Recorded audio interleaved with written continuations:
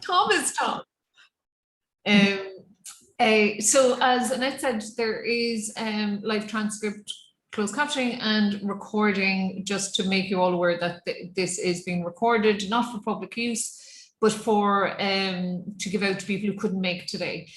So I suppose thanks a million for being here. And I suppose we've two very distinct jobs to do with you today. The last time we all met was in a larger group with the rest of the sector, where we were going through the issues on the pre-budget submission, looking for your feedback. Now it's gone in, it's finished, it's out there. Props to the entire committee, but particular props to Aileen Galvin and Evie McCann. Evie, who did the entire layout and made us look so beautiful, and Aileen for the, I don't know about the rest of you, but definitely made me teary, introduction and context in which we are presenting the pre-budget submission. Just by way of catch up, we have now met all of the political parties' artists reps, so we have done those government conversations. And I can give you a little bit of feedback at the end where the parties lay and where we may need a little bit of work. And we have also emailed the pre-budget submission to every minister whose names you might remember. Our pre-budget submission is the issue, our recommendation for the fix, and the departments with which it lays. So all of those, the departments in those columns have been, the particular ministers have been sent a copy and a meeting request. We also have a standing request to meet all party leaders. Very long holidays, so we're hoping to hear back at some stage in September. Aileen, then we'll talk. So what I'm going to do is talk through the pre-budget submission and brief you in the way we're briefing TDs. And the hope is that those of you who are at this meeting who have volunteered, and thank you again, to be our regional reps in terms of speaking to political parties, seeking meetings, and those of you with relationships with your own TDs and ministers, we're hoping that the briefing today is coaching for you in how to do the briefing with them when you get those meetings. So that's the point today. And the second half of today then will be a briefing from Aileen about what we've done so far in terms of comms and marketing, and how those of you with comms and marketing expertise and the PR and marketing people from you know, so we've some of the best PR and marketing people in Ireland on this call today. I'm very excited. So that our collective effort behind the NCFA campaign, that we can bring it all to bear. We have run campaigns before and we've always done it collectively.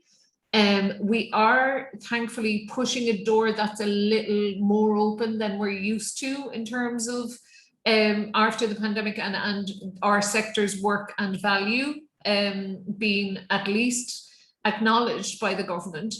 We're trying to take advantage of that, strike while the iron's hot, and make sure we're telling the story of the entire sector and what our needs continue to be post pandemic. So Owen, if you wouldn't mind just sharing the pre-budget submission, and everybody I assume will have a pre-budget submission. If you don't, we'll give you a link to one so that you can have it to share in all its beauty.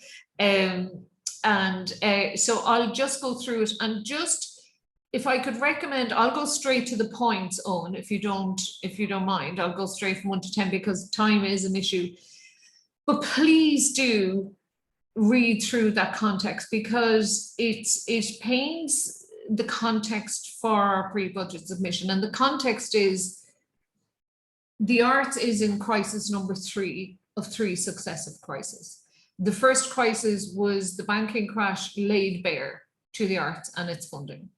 And it was at an all-time low in terms of companies closing, events not happening, just the infrastructure of the arts just was decimated, not to mention the livelihoods of individual artists. So the banking crisis was the first big crisis that it took then about 11 years for our sector to start coming back from. That brought us to in and around 18, 19, when the government promised a doubling in arts funding, and we were still chasing that when in 2020 the pandemic happened. So that was crisis 2, and we believe that although we were successful in getting some more investment into the sector and to get the Arts Council's funding increased to 100, absolute, and make no mistake about it, in a record high, it's still not enough, both in our view and in the Arts Council's own figures. It still isn't enough to meet their demands.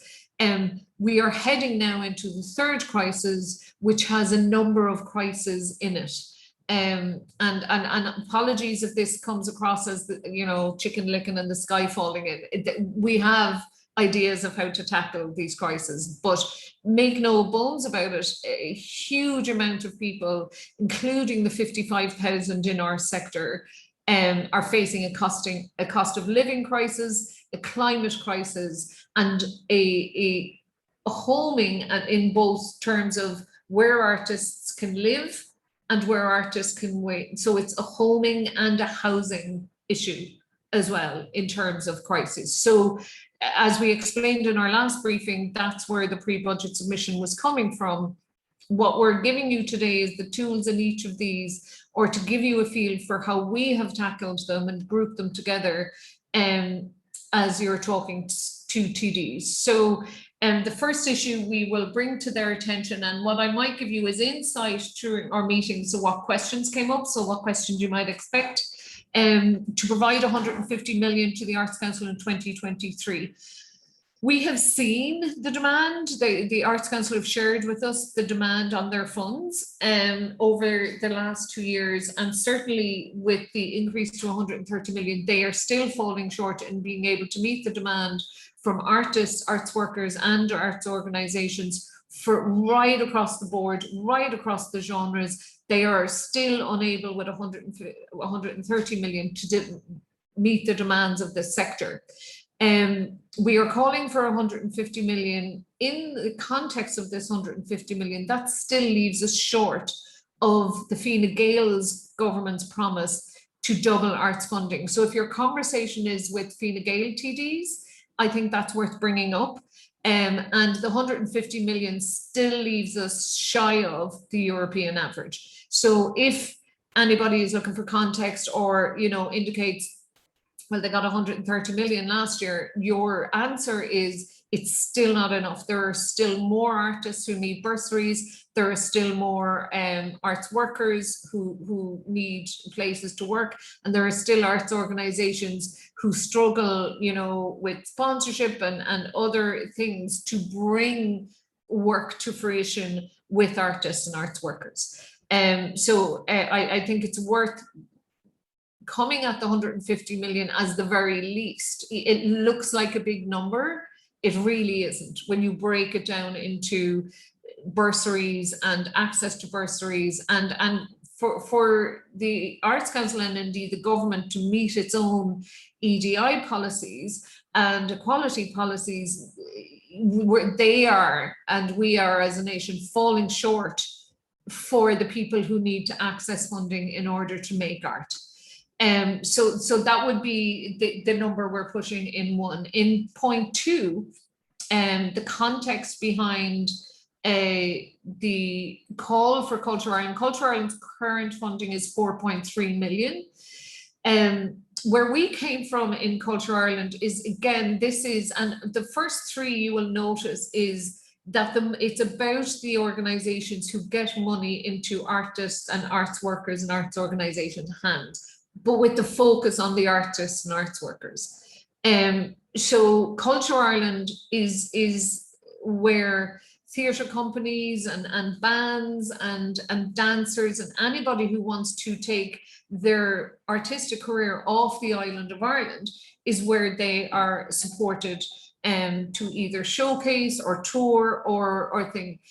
Or with all of us doing our own sustainability policies, it is becoming very obvious. And then you have issues like the cost of living crisis and the Ukrainian war and the fuel crisis. getting off the island for any artist or any organization or any group or any theatre company is becoming increasingly more expensive. So our call to increase Culture Ireland's funding to 7 million is in order that they be able to meet the sectors, the new demands on the sector for them. And in most scenarios, what we're hearing from the resource organizations and those who get funding from Culture Ireland is that they're going to struggle to put on the same amount of activities. For the same amount of activities, it's going to cost them about a quarter more in terms of upping fees to artists for flights or accommodation or whatever it is that these tours, and also that visas and all of those things alongside travel are also becoming more expensive. So that is the reasoning if it comes up. And I suppose politically, if you're talking to TDs and ministers, what they all say and what all their parties continuously say is that they sell Ireland as the land of saints and scholars of all of this brilliant music and literature and film and stuff. And our call there is, if you are going to continuously use this as a sector to sell the country, at least have a way where the artist whose back you're selling the country on is able to access enough funding so it doesn't cost them to build their careers and their audiences outside of Ireland. Our third ask, and we've grouped these three together because they're all about money, is to ensure the backing, the maintaining of Creative Ireland's funding, to enable them to deliver their strategies around creative youth, creative communities and creative climate action, creative health and well-being. You see throughout the 10 issues that so many of them are related to others. None of these stand alone as point, but we're finding these are useful ways to brief TDs in this. For a lot of TDs and ministers around the country, Creative Ireland is going to be one of the most familiar logos to them, because there's so much community work, so much of Creative Ireland's money goes into local arts offices. So there will be a familiarity there and take advantage of that. And what we're pointing at in terms of investing in artists and audiences of the future, it is essential to invest in Creative Ireland today, because that's where they work. They work in bringing young people into the arts as practitioners and audience, but also helping communities to identify the artist in themselves, but also to bring audiences for the art that our sector all makes and delivers around the country. So those are, we might take a little break there just because it's a natural break on after the three money.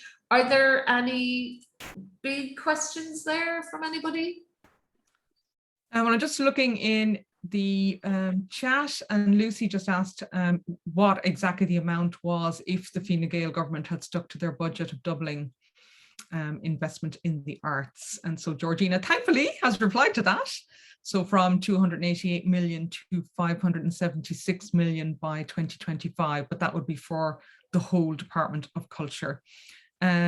Lucy is also asking about what the European average is. I think I have to look up the research on that, Lucy. There is a per capita, like a per person. 0.6% of GDP.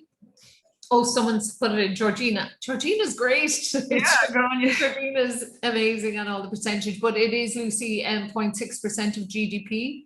And the last time we measured it, and given one of the items that comes up later on in our pre-budget submission is calling for research, we're hoping that very soon we get more up-to-date information on this. The information we're basing it off is the annual European returns, but also the last time this was properly measured, we think, was the Indecon report in 2011. So we're way out of date. Now, that's not the European average investment. That's that we can get at on a yearly basis from the European Commission's own kind of breakdowns.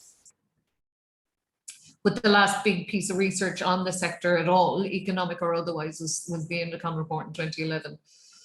So if there aren't any other questions just on those three, feedback from all of the parties was nobody had anything negative to say about those top three.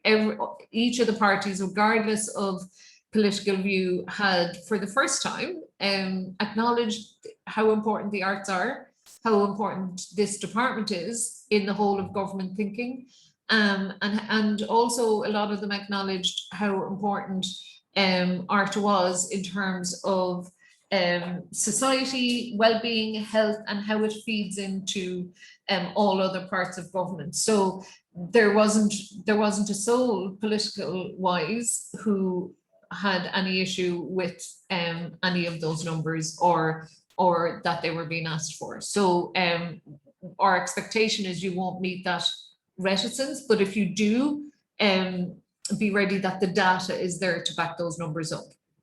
Is that okay? Will I keep going? Yeah.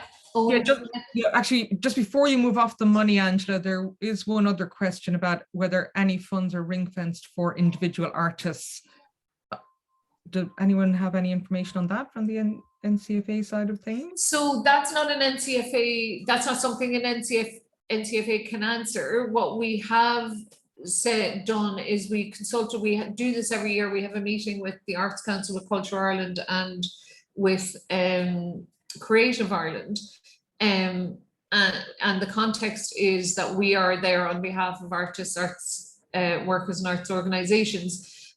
Certainly the Arts Council being the main vehicle of this, certainly their demand increase was right across the board. It was from individual artists, it was for arts workers, it was for arts organization, it was right across all of their offerings. So I'd imagine the increase, and based on our experience and how they've spent the 130, it was very much spread across where the demand was. Which absolutely include, you could see the big jumps in the fundings of individual artists, and the additions of schemes like the Agility Award, where none existed before, and I think that was a really good new vehicle for them to get to all genres of artists as well. But that would be down to the individual organizations themselves. But certainly in terms of how Culture Ireland spend money, most of their money goes into artists' hands for flights and accommodation, as far as I can see, certainly in our own situation. With our Music from Ireland campaign, I think it's 78% of the funds we get go into artists' hands, and the rest is to set up showcases, essentially. So I hope that answers your question. Right. So we'll move on to issue 4. I don't know if Emily has joined. She's I think very busy this week. But Emily has joined the committee and is also a member of DADA, and did with a number of others in the committee a really good job in analysing the Department of Social Protection's own report to give us a look at what is probably, in my mind anyway, one of the most unfair barriers that exists for all workers with disability. That if you are an artist with a disability, or indeed any worker with a disability, according to Social Protection's own data, it can cost you between 8.5 and 12.5 grand to go to work, and that is beyond unacceptable, and it is beyond, like, how are you meant to contribute if it's costing you 12.5 grand more than every other person around you to go to work?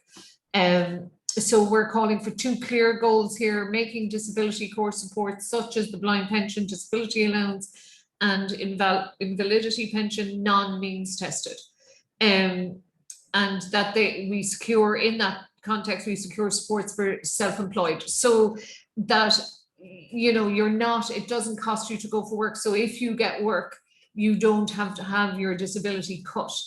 That they are non-means tested, that they are an automatic allowance, and you get it if you have a disability, and that's the end of it.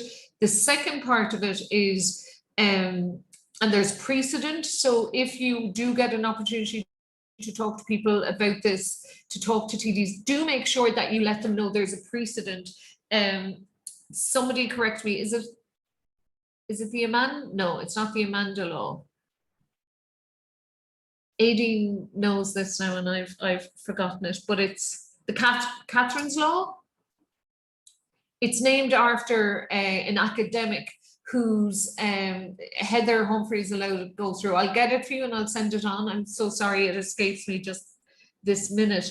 But essentially, say if I am an artist with a disability and I apply for an agility award from the Arts Council and I'm a musician, and the $5,000 is to hire a studio, to pay 3 other session musicians, and to you know, press 1,000 CDs, because I'm releasing this album in the 90s, to press 1,000 CDs, and that whole project is going to cost me $5,000. So I'm asking for the agility $5,000. In that, I'm paying for the studio, I'm paying the other artists, I'm paying the manufacturer of the vinyl or the CD. But currently, if I am an artist with a disability, that agility grant is taxed as if that entire income is coming to me. And what we're asking for, and similarly in the law, the person who it was named after, who Minister Humphreys made an exception for, was an academic. So that's where disabled artists and disabled academics comes from, the DADA initiative. Was that an academic had gotten an award to carry out a piece of research which had costs attached to it, but it was being treated like income and was being taxed accordingly. And the academic was also had their disability allowance cut into because it also hit the threshold of mean testing. So they're like, forgive my French, fucked if they do and fucked if they don't. And it's just not fair and it can't continue. And it's something we're calling for. Again, this is something that got universal support across the parties. We have specifically sent this to Heather Humphreys and we've asked for a meeting with her. And we feel that the disability, if there's a win for what we're calling for here, we're calling for it to be a win for all disabled artists, that the non-means testing would mean that no person with a disability, no matter where they choose to work or contribute to society, will have a cost to go to work. So while we're making it as an arts lobby, the benefit is right across society. When I say there was zero pushback on this, everybody supported it. If I'm going to stop here because this is one where I would love if anybody had any questions or was unclear on what it is we're asking for. This is one where it's going to be important to get it clear when you're talking to your TD, so that we're very clear with them that this is an everybody wins situation. Are there any, or is it clear enough? It's Catherine's law. Thank you, Georgina. So are everyone's clear enough on that? Brilliant. Yeah, no questions coming in, Angela, fire ahead. Great. So Owen, if we move ahead, you know, this is one of the triple emergencies we're facing, addressing climate change. And I suppose while all of us and the art sector, I would argue, has been earlier to this conversation than a lot of other sectors, we are asking for very practical, already in existence, and not reinventing any wheel, because unfortunately a lot of these issues have been around for a while, but we're asking for 3 clear supports to help us as a sector meet our sectoral responsibilities, and while also being of influence to all the individuals that we work with, but also an influence on society and how we might teach them through action on how to tackle the climate emergency. So there is a newly formed climate unit within the department. We're asking that that be funded properly to support the art sector in climate adaptation and education in inclusive sustainability, to provide financial support for energy mentorship. So as I say, there isn't major reinventing of wheels here. The information is out there to help SMEs and SECs with, and individuals and, artists and arts workers and small organizations, venues, anybody with, whether it's an art center or music venue or whatever it is, that you are supported through mentorship from the Sustainability Energy Authority to meet your climate responsibilities. And then the third is to make sure, and if applicable, that there be capital grants available. So the third is to ensure that if you do need to make structural or capital changes to your business or to how you do business, that those are supported through a capital scheme, and that that capital scheme is set up jointly by the Department of the Environment and the Department of Arts. I'll stop there very quickly again. I think it's probably, Annette, I know we said we go at the end. It's probably easier to take questions as we're talking about an issue. Yeah, good point. Don't see any questions coming in on the chat unless someone wants to raise their hand or ask. Is everyone clear? What I'm hoping is these are clear enough as they are, and nobody needs any kind of extra. I'm seeing some nods, so we'll just keep going. And thanks, Owen.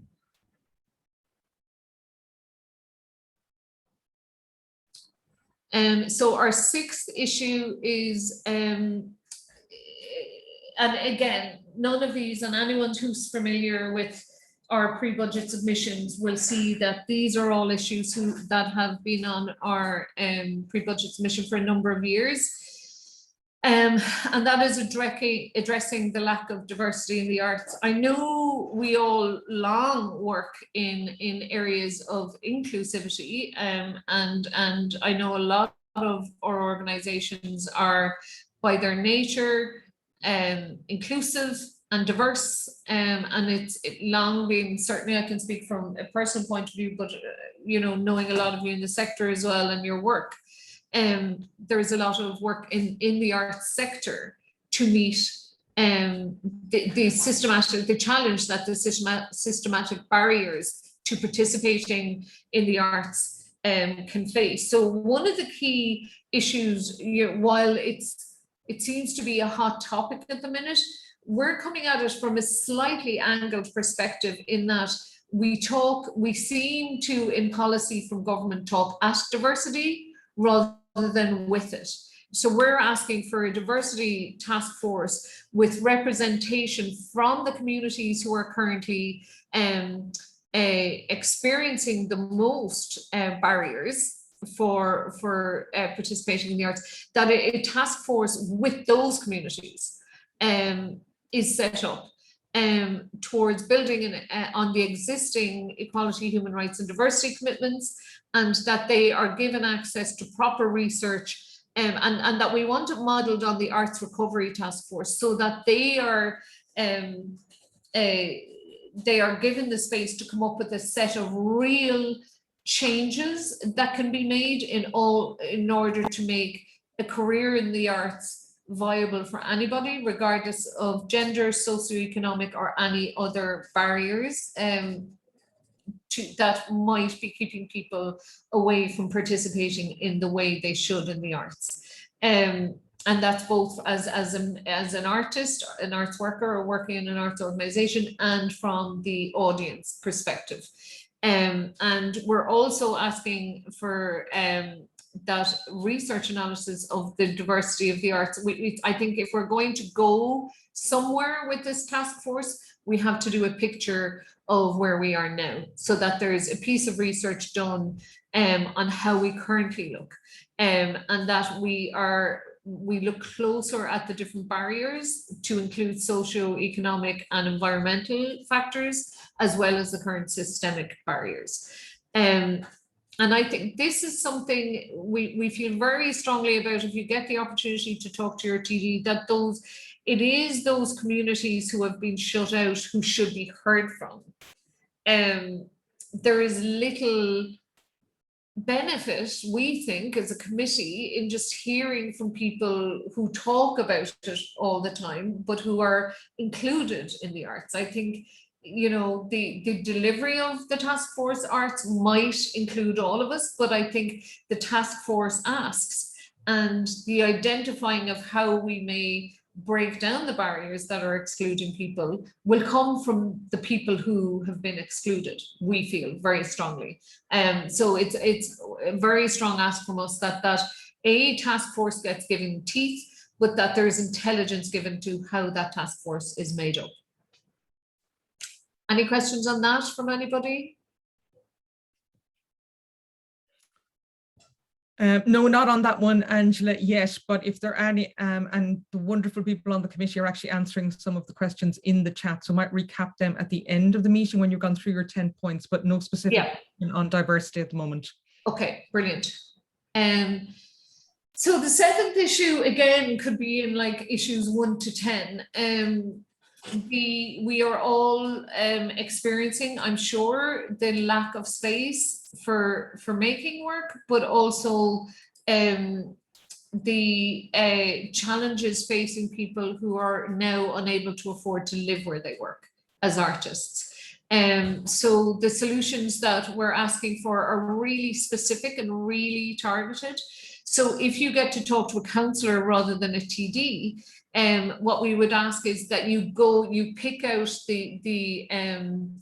there's 4 solutions here. 3 of them are to do specifically with local authority.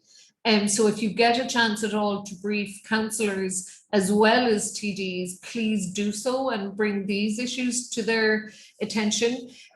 So we're asking national and local governments to protect and invest in existing cultural infrastructure in their ownership and guardianship to safeguard these assets. So, you know, if there is a building that, you know, has a history of being a cultural building, please don't sell the spot to a hotel, and or for high rises or for more apartments. Look at how we can maintain and keep those spaces, ring fence existing cultural spaces for cultural use.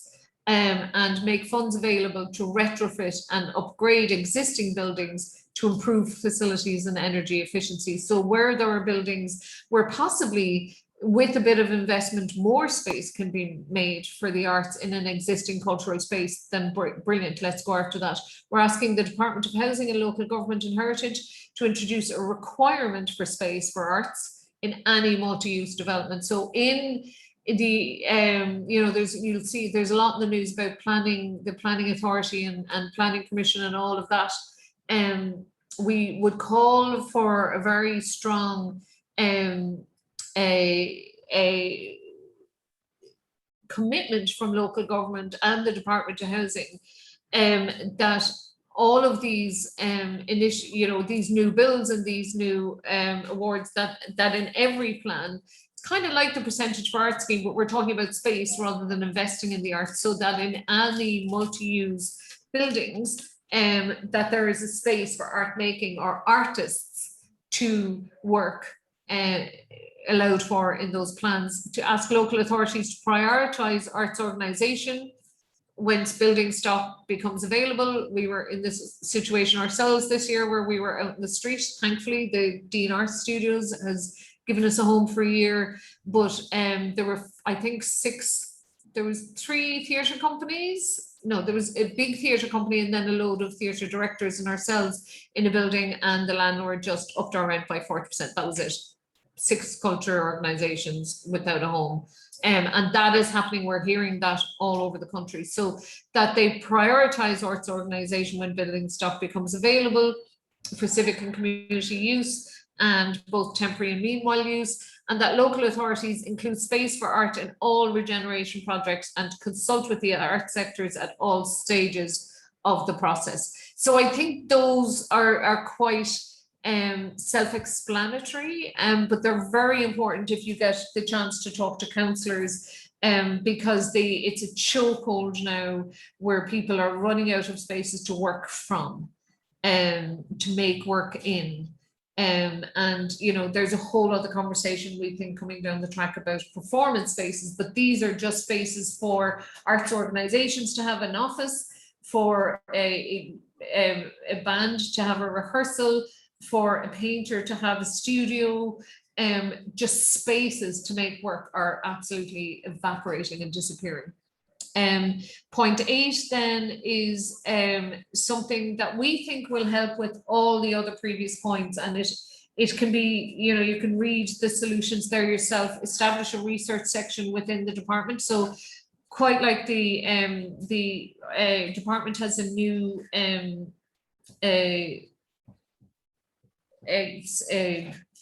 my God, climate department in it, or unit in it. We're asking for a research unit. This is something that I think we struggled with as NCFA, as the committee, over the 2 years of the pandemic, even though we got there in the end. What we found, and certainly in my 5 years as chair at NCFA, it's really, really difficult to get any concrete research that allows us to fight better for our sector in the way other sectors can. The fact that the last time the government saw fit to measure us as a sector was 2011, I think speaks volumes. And I think that is the approach I would take when we are chatting to TDs and ministers and councillors. Is another way of showing that the arts is valuable is to measure just how valuable they are, because then we will better know ourselves. When we better know ourselves, we can grow better and we can improve. When we better know ourselves, we can fight better for ourselves. And when we better know ourselves, we can call out where lack of investment is hurting ourselves. So in order to do all of that, we need adequate research. So establish a research section within the department. Continued investment by the Arts Council in research, including important arts and cultural participation series, and inclusion of questions about participation in and access to the arts and culture in Census 2027. I don't know about all of you, but I always, I never know what to call myself in the census, because you have to put manager, because there's, there is no list of, CEO of arts organization, because it's not a question, and there is no actor. There is no, drop down menu for theatre and opera maker for Owen, so it's important again that if we're going to be fighting, we are the people who will have health and heating and housing, and our sector has those problems the same as anybody else in society. We are not adequately measured so that we may fight those on all fronts. So I think it's incredibly important that that research piece has gotten across. And the last two are around insurance and taxation.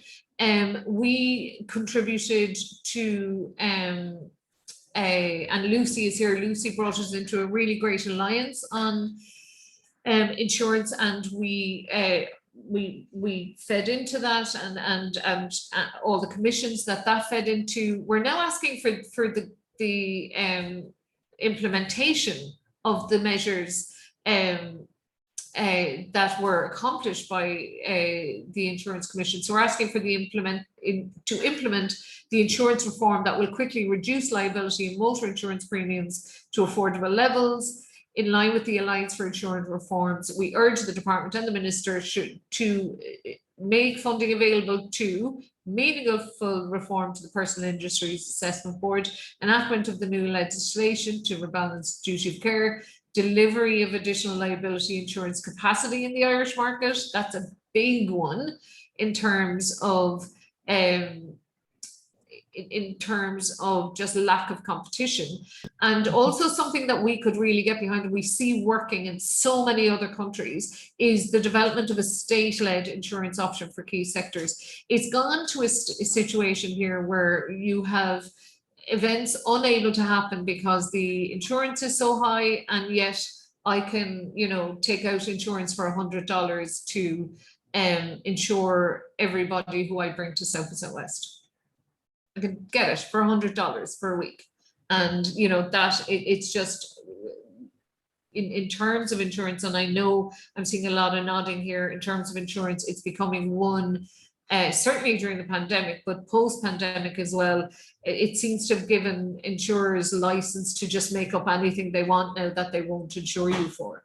And 10 is the implementation of tax reform. This is nothing new to those of you who have seen. Again, we're calling for the 0 rating. Again, we're calling for donations and philanthropy in the arts to make us more attractive and more competitive. There are a lot more European countries that make it far more attractive for international companies to invest in the arts sector.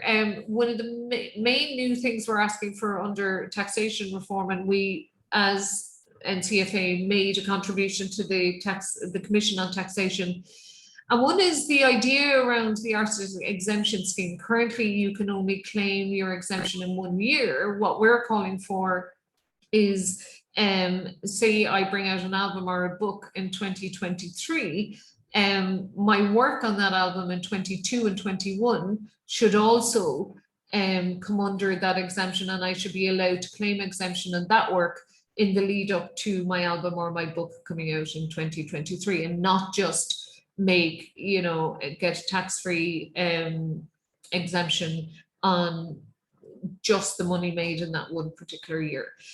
So that's, sorry if I went on for ages, that's actually short for going through it, but I think it's worth kind of walking through them all with you and see where the issues or the challenges might be. So are there is anybody totally confused or doesn't see, needs more information other than the stuff that's there in the pre-budget submission, or would you be confident enough now to go and talk to your TDs and your politicians? I'm getting some nods.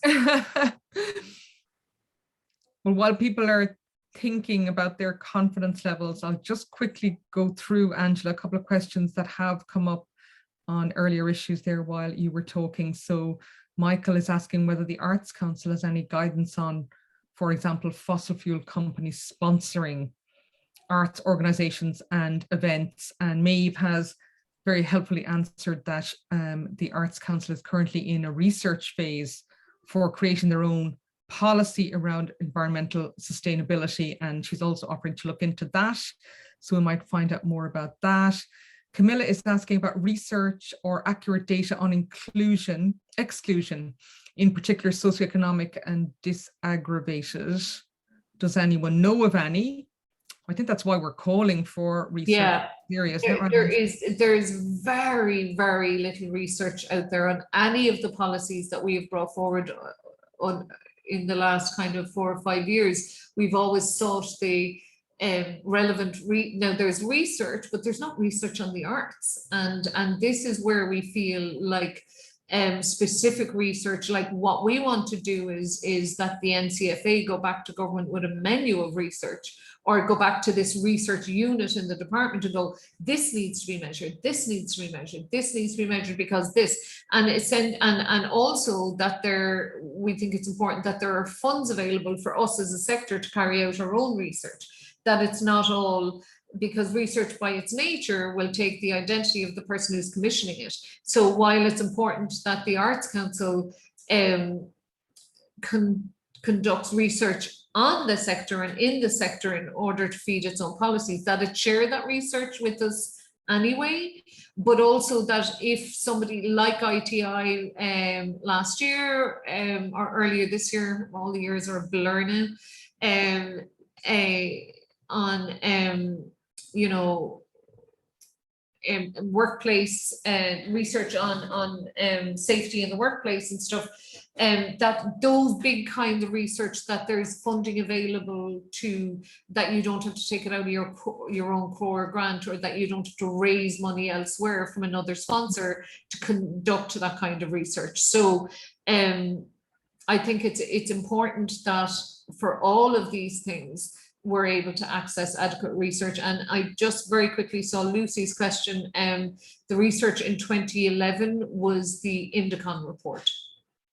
Yeah, and actually Maeve has uploaded a copy of that, which is great, into the chat. So if anyone wants to just download that Indicon report, you can see that 2011 report.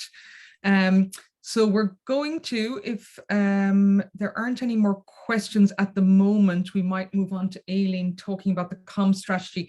Just before I hand over to Aileen, just to let you know, Aileen and I are going to do up, like, we're going to try and make a 1-page crib sheet of the 10 asks.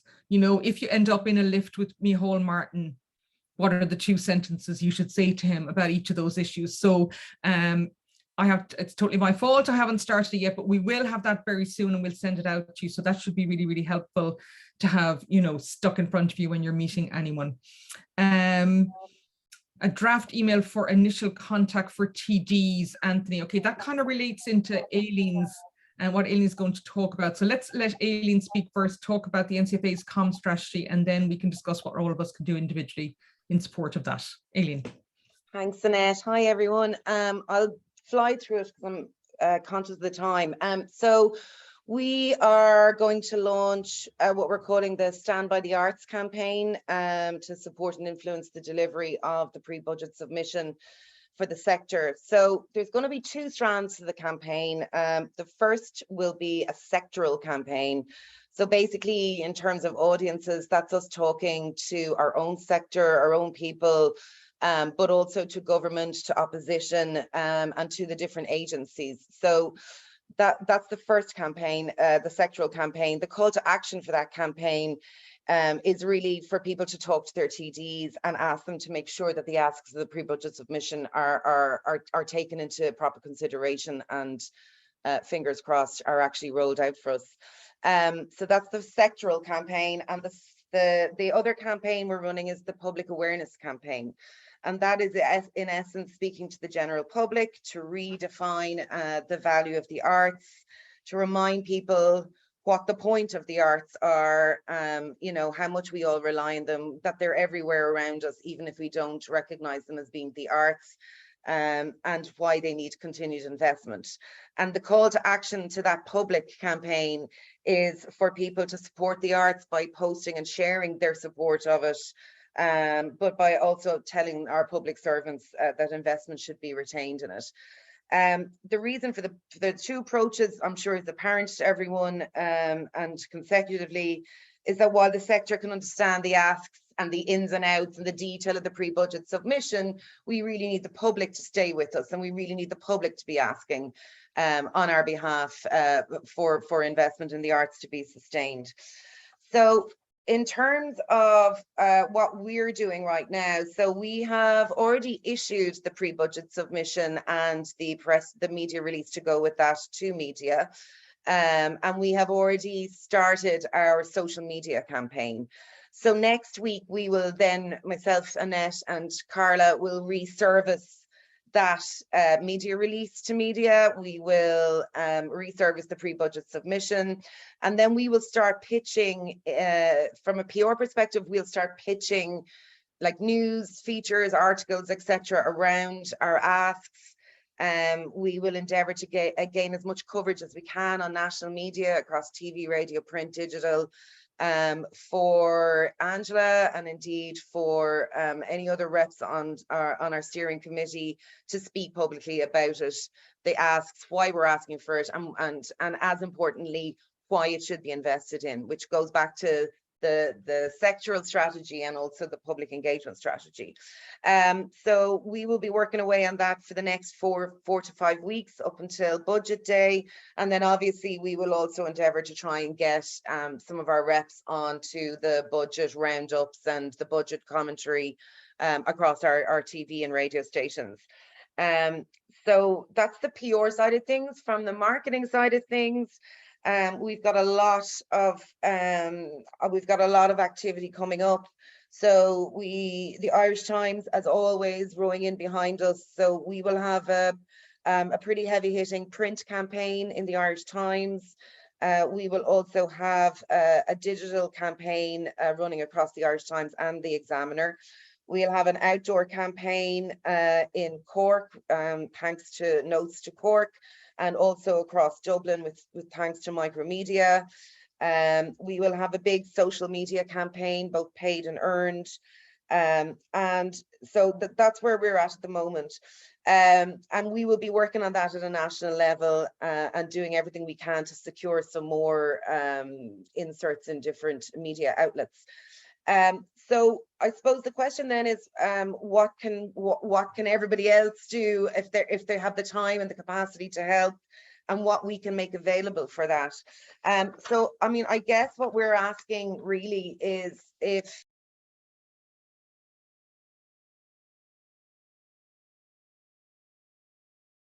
Oh, Aileen, you're on mute at the moment. Aileen, you just muted yourself there. You were just like, and what we need you to do is nothing. and then sorry about that. I don't know how I did that. So what we're basically asking you guys to do is that if you're comfortable with it and it's something that you're doing on your day-to-day work, is that you might issue this media release to local media in your area. As I said, we look after the national elements of it, but we do need support across the country. So it's just a case of issuing the release, which we have for you to your local media. There's also, so we're going to be sharing a Dropbox link, and essentially everything you could possibly want or need is in that Dropbox link. So issuing the media release to local radio and print outlets and digital outlets. There's a whole bank of images there that can be used free of charge. And then if there are reps for the NCFA in every region in Ireland, so it might be a case, if you're willing to go and pitch for interviews in local media, then you can be hooked up with whoever the rep is in your different counties. And they can be briefed by us in terms of the interviews if they're not on this call, or indeed one of the National Steering Committee can do interviews as well. So it's a case of pitching and just seeing, can the daily, the breakfast show, the news show, or whatever it is, or indeed the local print outlets, will they run something? Will they run a piece of from the PBS, or indeed will they take an interview? In terms of the marketing assets, there are poster designs. Even's done a beautiful job on all the design work. So there are poster designs in there that can be simply downloaded and printed off. They can be reformatted different sizes. If they can be given out, put up in venues, anywhere that you think is going to be relevant, that people would see it. There's a heap of social media assets in there. So people can either decide they're just going to share it when we post it, or they can actually take the assets and build their own campaign for their own venues or your organizations, your own businesses. And then there's also going to be digital ads there that can be put on people's websites. So if you have a theatre company or a dance company or anything like that, it is possible and pretty easy to add moving digital ads onto the top of your websites. And so there's just, again, there's loads of print ads in there. If anybody in your local media would be willing to run a print ad, I know people have done that for us before. There's billboards, there's everything in there that you could possibly need. And indeed, if anybody needs something different, they come across an opportunity, then I'm sure myself and poor Evin can, we can redesign something and put it back together for you if you need different dimensions. So everything's there. We're all here. Myself, Annette, Carla are here to support. We will make all of those items available. We will also run up, as Annette said, we'll have talking points, key talking points for anybody doing interviews, or indeed who's going to talk to a TD. And we will also do a draft email that could be sent.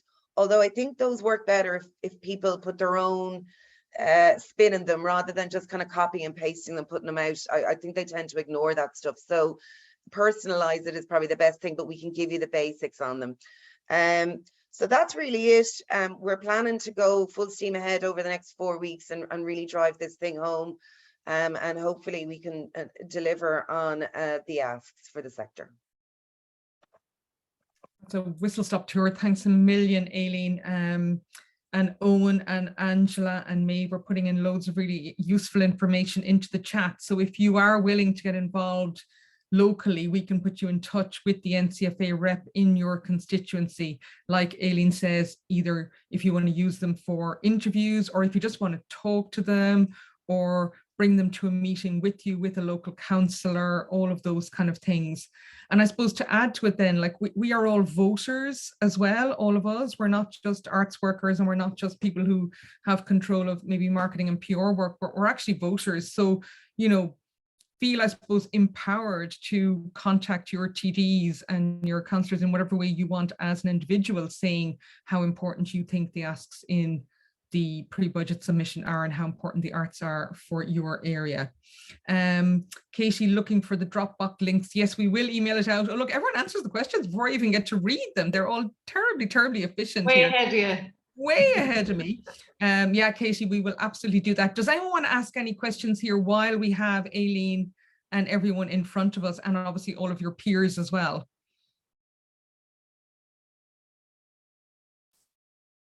Anyone want to wave or just talk?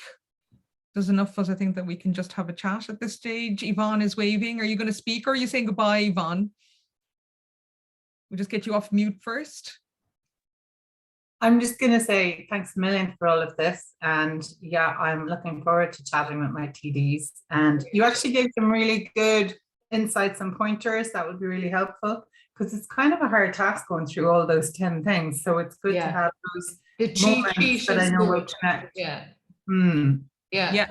Even the press release, Yvonne, which would be, it's part of the Dropbox. Even if you read the press release, it kind of pulls out the 10 points. And I promise any second now we'll have the crib sheet, the talking points made up as well, which will just give you a couple of sentences to throw at someone who's in front of you. So we'll get those to everyone as quickly as we can.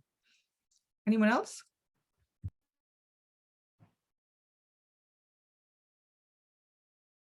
Thanks, Jim, for that message. Thanks, Jim. Is there anything else anybody wanted to chat about? I can share what we do know. We had, on everybody's behalf, gone back to the department to ask about a potential date we might have for basic income. We're told it's